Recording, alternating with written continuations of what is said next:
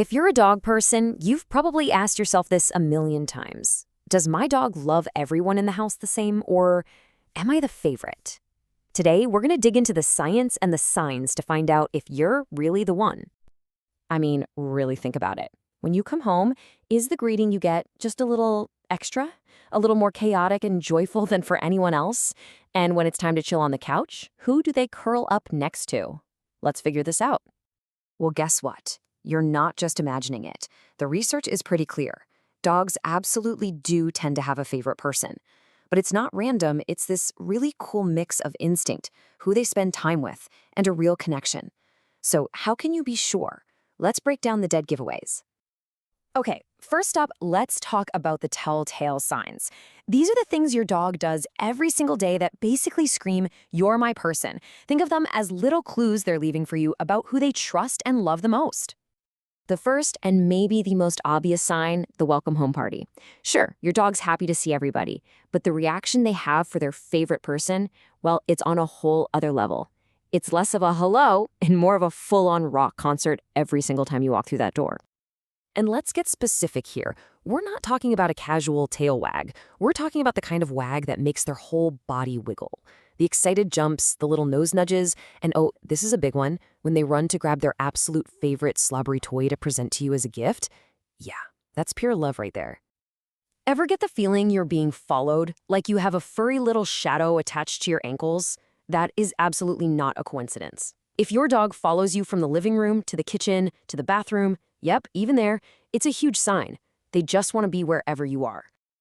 You know, this need to be close is baked right into their DNA. It's all about their pack instincts.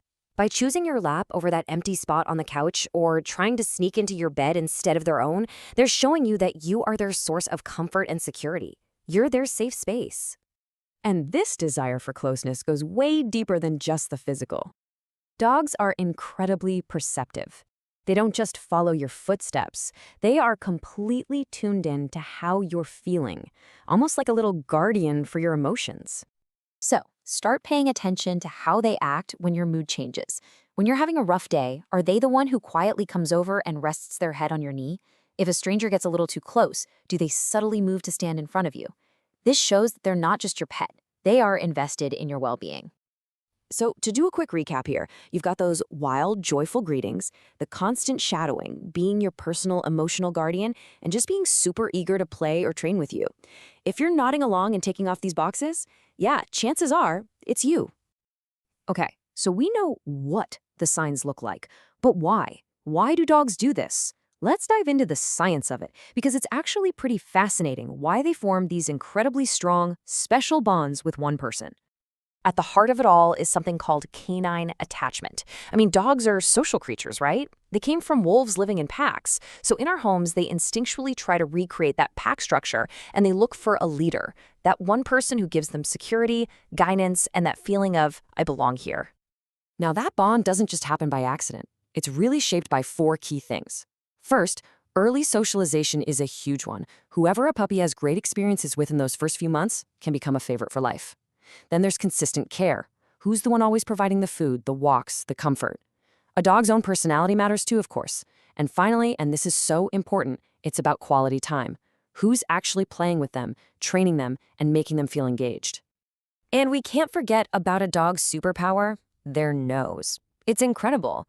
For them, your unique scent is like a warm, cozy blanket. It means safety, comfort, and home. So they don't just see you as their favorite, they can literally smell that it's you.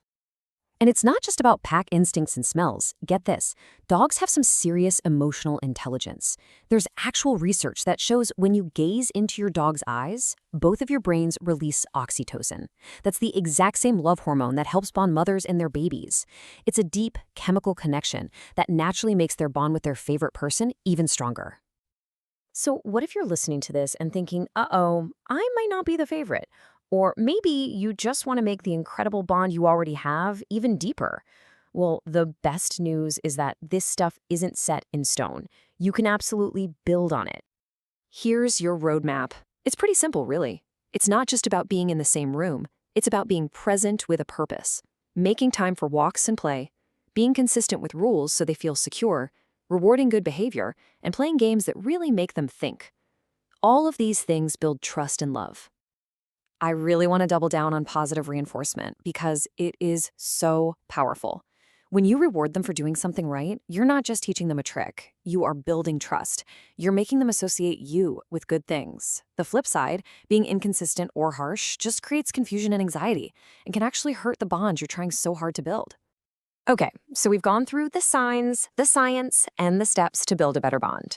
But let's just zoom out for a second, because while it's fun to be the favorite, the real magic is just in the incredible love they give, period. And this right here might be the most important thing to remember.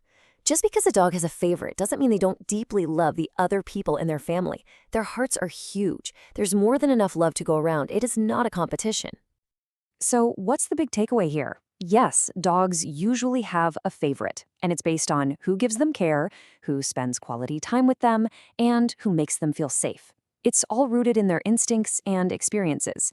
But the key thing is, you can always make that connection stronger. The goal isn't to win some contest, it's to build an amazing, loving friendship. And really, that's what it all comes down to, isn't it? Being your dog's favorite isn't the trophy. The real prize is just being their trusted friend, their safe space, their person. So I'll leave you with this to think about. What's one new memory you're going to go make with your dog today? Thanks for joining me.